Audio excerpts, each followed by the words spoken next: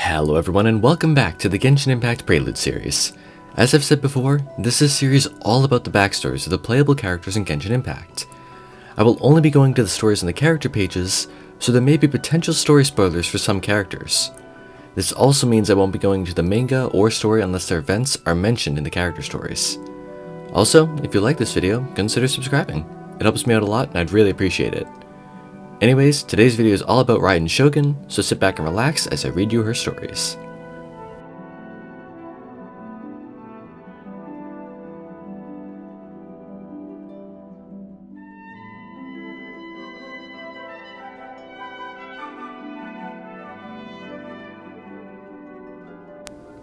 Since the dawn of life, humankind has always borne an intense yearning for and curiosity about the world. This is the anchor point of their cognition, and is the foundation of all reason. The world of the people of Inazuma is also thus. There, thunder, lightning, wind, and rain were primordial facts of life, as well as light in the sea, and the Raiden Shogun.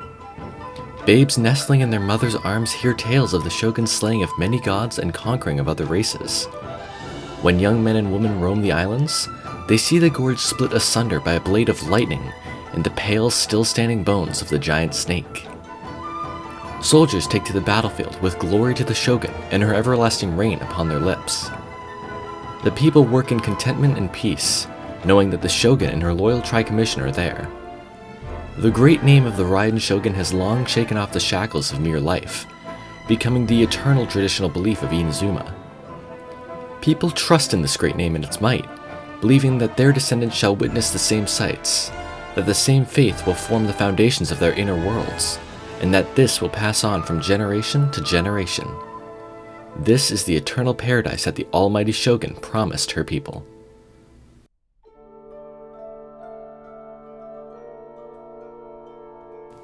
The true name of the Raiden Shogun is Raiden A. In her long road, she has witnessed the price that Inazuma has had to pay for progress over the hundreds and thousands of years.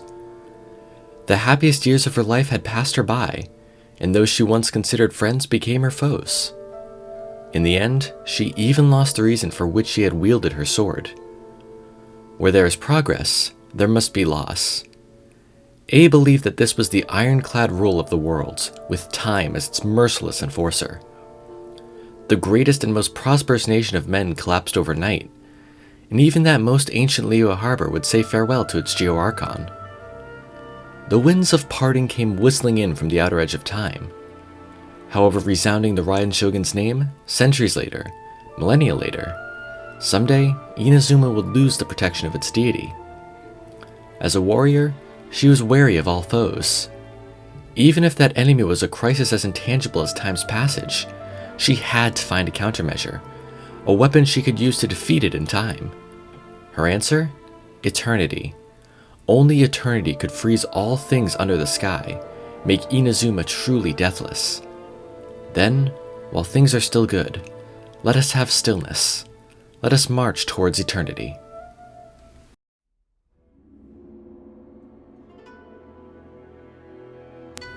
For beings with a perishable form of flesh to pursue eternity, they must first solve the unavoidable problem of lifespan. This limited time troubled A greatly, until one day when a mysterious technique came before her eyes, as if by a stroke of fate.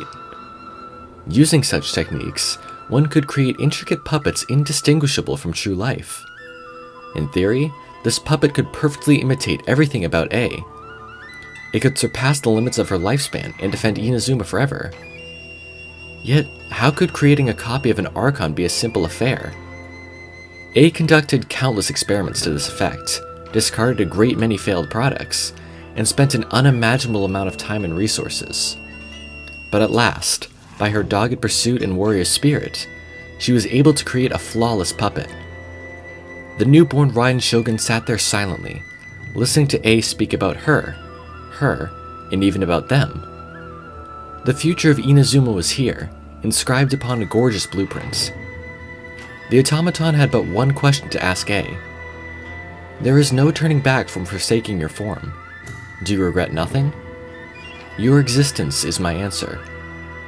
Then, A transferred her consciousness into her blade, and thus was born the plane of euthymia.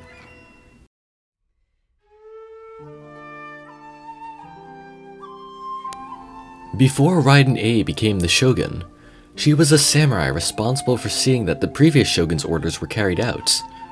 The previous Electro Archon, Raiden Makoto, was no great fighter, and the things A had charge over were mostly matters of warfare and slaughter.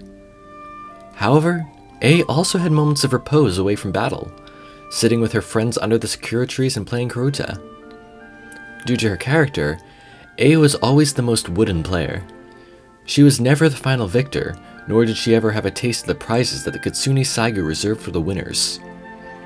Thus, she poured the effort that she put into swordsmanship into karuta practice, often pestering Makoto or Mikoshi Chiyo to karuta matches, or spending much time by moonlight reading the poetry inscribed on the cards out loud. At last, the day came that under the sakura trees, A would defeat opponent after opponent. Even the mighty Tengu would be felled after a hard-fought battle, and thus was she crowned the champion. A let out a victorious whoop at her victory, only to be greeted by the sound of her friends' laughter. Only then did she realize that she had lost her usual composure entirely, before snapping both arms back down and reverting to her usual cool facade. Of course, her friends did not intend to make sport of her. Indeed, they understood her character and the manner in which she had worked ever so hard to come out on top. As for the Kitsune Saigu, oh, how amused she looked as she presented A with some pastries. I said it was a reward, yes, but it was simply some handmade cakes of mine. I didn't think that you would be so concerned about it, eh? Well then, enjoy the spoils of your victory to your heart's content. A was hardly one to be greedy for snacks, but as a samurai, she firmly believed that what she lost must be reclaimed. These pastries were more akin to a vindication of her desire to win. But it was not long before that cool demeanor of hers broke into a smile again. The cakes were lovely, just like the taste of victory. As for her clumsy attempts to hide that smile, one could only say that it was an entertaining sight around all of her friends. To this day, A still often remembers that sakura tree, even though she has not gone to see it in a long time, and even though no one sits under it anymore. She wishes that time might stop forever.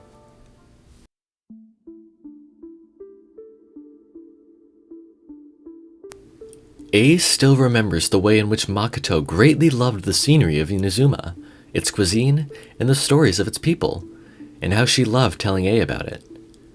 Though they both understood the concept of erosion well, Makoto was unlike A, who worried about the future more often. Instead, Makoto's energies were focused on the present. It is precisely because we know that the scene is but a fleeting shadow that we should enjoy it all the more. Then, A could only smile wryly, realizing that she, the kagemusha, was even more old-fashioned than the real Raiden Shogun. She thought to herself that she must learn to be more leisurely, just like Makoto. Yet the chimes changed all too quickly, all but catching A off guard. Before she knew it, her hands already held the blade that the dying Raiden Makoto had passed on to her. This day, the kagemusha was now the true Raiden Shogun, and it was on this day that A truly felt the agony of erosion. As time marched forward inexorably, even this blade, this Sakura, all life on Inazuma would fade before her eyes. This was the foundation of Inazuma, and it was the thing that the Raiden Shogun must defend. If you look at it this way, thinking ahead is not meaningless, nor is it vain arrogance. Having resolved herself, her life exceeded its mortal shell, and eternity descended upon the mortal plane.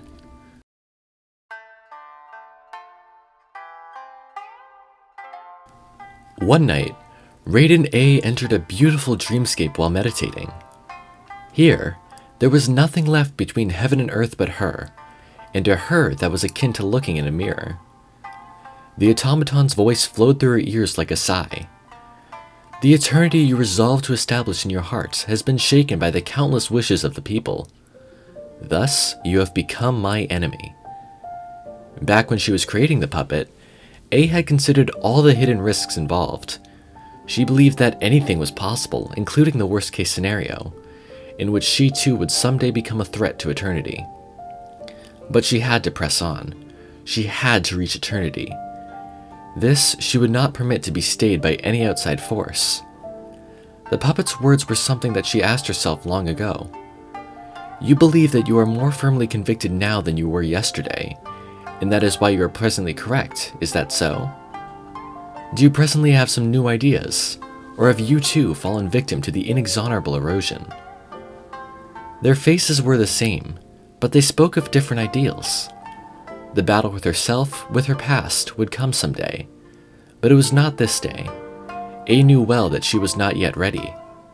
Her heart was clear, and she would have remained in that state, but hearing the cries of her people, she had to command her feet to stop. The sky above the mirror was no longer empty, and all about the silent halls she heard the cry of crows.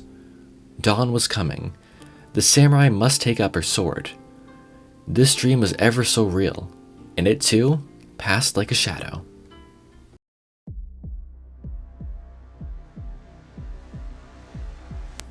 A sword that once passed on has accompanied A to this day. This sword has had two wielders and has witnessed both time and eternity. It was born from Raiden Makoto's divine might, but it was never once sharpened. It took after its owner, of course, for Makoto was not one for battle. It was but a symbol, a sign of true peace. The day Makoto passed on, it was given into A's hands. The sword was stained with blood. Then, and as the blade drew its first taste of crimson, the dripping ichor was blown aside by wild winds and blazing thunder. Makoto gave it the name Musou Isshin, and desired to have it witness an Inazuma as lovely as a dream, and the noble hearts that dwell in this world. A did not change its name, for she too had looked out over that vast scene of beauty, and the sight of it had engendered a stronger, purer dream in her own heart. The aesthetic of lightning is precisely to capture that which is precious amidst fleeting transience.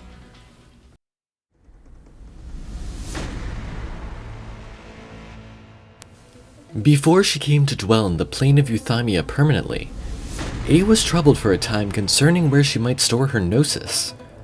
She no longer had any need of it, but such an important item could not simply be placed anywhere.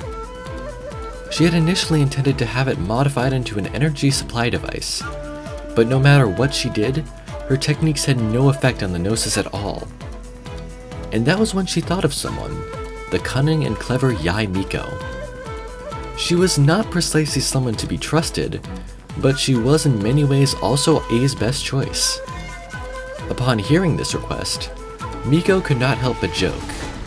"Aren't you afraid that I might just sell this off? You understand the value of a Gnosis. Even if you sold it, I trust that you would have exchanged it for something of equal value, and that is no easy price to pay." With someone of Yae Miko's character, it would be no surprise if she ever sold the Gnosis, yes, but she would not allow herself to lose out in any such exchange. Such then was the tacit agreement between the two old friends. Yae Miko understood A's intent and took the precious Gnosis with a smile. "Well, this is your idea, not mine. Don't end up regretting this now." And those are all of Raiden Shogun's stories. She appears throughout the Inazuma Archon quests, as she is the Archon after all. She has 2 story quests, one with a weekly boss, and has also appeared in the recent Hues of the Violet Garden event. Anyways, thank you so much for watching. I really hope you enjoyed this video. Have a wonderful day, and I'll see you all in the next video.